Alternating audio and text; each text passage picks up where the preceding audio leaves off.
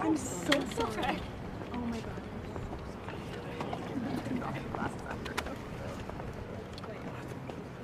Good afternoon, everyone. Good afternoon.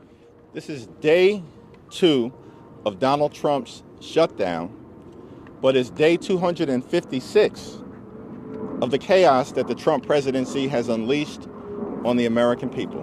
Republicans have shut the government down because they don't want to provide health care to working class Americans. House Democrats continue to be here on duty. House Republicans are on vacation. We are ready, we are willing, we are able to sit down with anyone, anytime, any place, including the president and the vice president, to try to find a path forward to reopen the government, enact a spending agreement that actually meets the needs of the American people while at the same time addressing the Republican health care crisis. Unfortunately, Republicans have shown zero interest in even having a conversation. After the White House meeting, on Monday, we've seen behavior by the president that is unserious and unhinged. And Leader Schumer and myself haven't gotten a single phone call as it relates to a follow-up conversation. We're ready to have that conversation, but we need credible partners on the other side of the aisle. And Donald Trump and Republicans have made clear they wanted to shut down the government. They want to inflict pain on the American people. They continue to engage in their retribution efforts, and they have zero interest, zero, in providing high quality, affordable, and accessible care to everyday Americans. Questions? Leader Jeffries, Speaker Johnson says he's got nothing to negotiate with you over. Will you accept anything less than a permanent extension of Affordable Care Act subsidies? The legislation that House Democrats and Senate Democrats have introduced together relates to a permanent extension of the Affordable Care Act tax credits for working class Americans. Understand, in the Republican One Big Ugly Bill, where they enacted the largest cut to Medicaid in American history, stole food from the mouths of hungry children, hungry seniors, and hungry veterans. And all of this was done so that they could provide massive tax breaks to their billionaire donors. And you know what? Those massive tax breaks were made permanent. Why in the world should everyday Americans, working class Americans, hardworking American taxpayers accept anything less?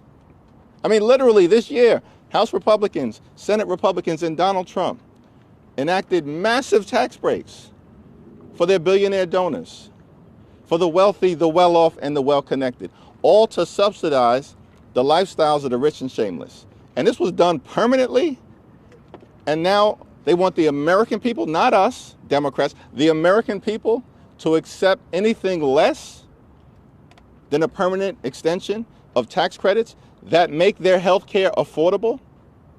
Understand this, over the last few days and over the next few days, what you're going to see is more than 20 million Americans experience dramatically increased health care premiums, copays, and deductibles because of the Republican unwillingness to extend the Affordable Care Act tax credits.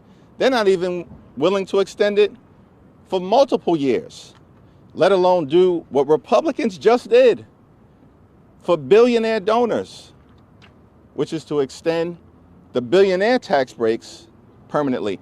Of course, the American people should accept nothing less. Leader Jeffries. Yep. Thank you. Good afternoon. You said yesterday this was not about 2026. Are you concerned in any way about the political ramifications that voters might blame your side down the road? The American people are crystal clear on who shut down the government. Crystal clear. They know it was Donald Trump and Republicans for a wide variety of reasons. Republicans have repeatedly shut the government down throughout the years. And does any reasonable person think that Donald Trump or J.D. Vance or Mike Johnson or Senate Republicans are behaving like individuals who actually want to reopen the government? I mean, House Republicans literally are on vacation right now, scattered throughout the country and the world. Democrats have been here all week. We want to have a bipartisan discussion, use common sense to reopen the government, pass a spending agreement that makes life better for the American people, particularly as it relates to their high cost of living. Understand something, Chad. Donald Trump and Republicans spent all of last year promising that they were going to lower the high cost of living. They also spent all of last year running away from Project 2025, acting like Project 2025 didn't exist. But what have they been doing this year? This year, they've done nothing. Zip, zero. Stingy with De Niro. Nothing to lower the high cost of living for everyday Americans, while at the same period of time implementing and unleashing Project 2025. Now all of a sudden, Donald Trump admits it was his project all along. He just did it earlier today. What we're saying is America's too expensive. Donald Trump has made things worse. Costs haven't gone down on day one, they're going up. The cost of living is going up. Inflation is going up. The Trump tariffs are actually making life more expensive, thousands of dollars more per year for average, everyday Americans because of the Trump tariffs. And now Republicans refuse to do anything to extend the Affordable Care Act tax credits. And as a result of that, tens of millions of Americans are going to have their premiums skyrocket out of control, double, triple, or quadruple. People are going to face medical bankruptcy. Millions of American citizens.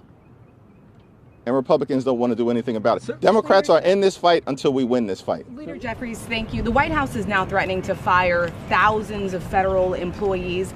Is that a risk that you're willing to take by putting up this fight, and for how long? The Trump administration has been firing thousands of federal employees outside of the context of a government shutdown since January 20th. Literally, they've been engaging in mass firings, the Trump administration, since January 20th. And no reasonable person can come to the conclusion that simply because they've now decided to shut the government down, that all of a sudden they're going to take an approach where they're going to fire federal employees, where outside of them shutting the government down, they were not going to fire federal employees. Because, guess what? They've been firing federal employees all along. That's a shame. These are hard-working public servants, many of them veterans. And in fact, more than 300,000 black women have lost their job in the Trump economy. This is extraordinary stuff. This is what they've been doing prior to this shutdown. They need to come to the table. We can go back to the White House, or they can come up here and we can have a conversation to end this shutdown. They're hurting the American people. Let's find a bipartisan path forward, and let's address the Republican healthcare crisis. Last question. Given that dynamic, and given the way that the president has been tweeting memes about you, has been, in your words and the words of Democrats, already dismantling healthcare, what makes you think that he will negotiate anything? What makes you think that he and Republicans will cave to you? Public sentiment.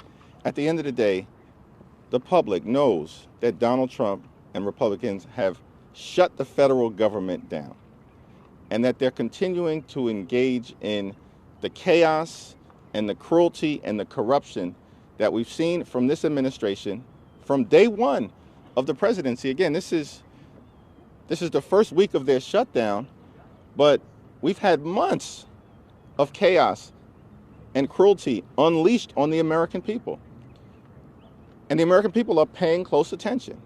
And they know that it was Donald Trump and Republicans who have shut the government down.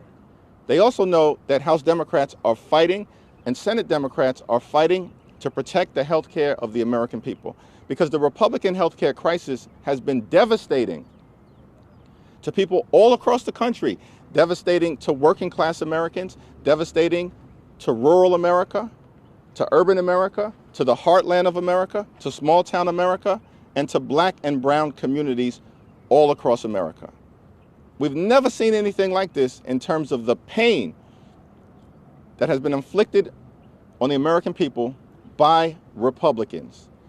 House Democrats are simply making the case that we need to cancel the cuts, lower the costs, and save health care.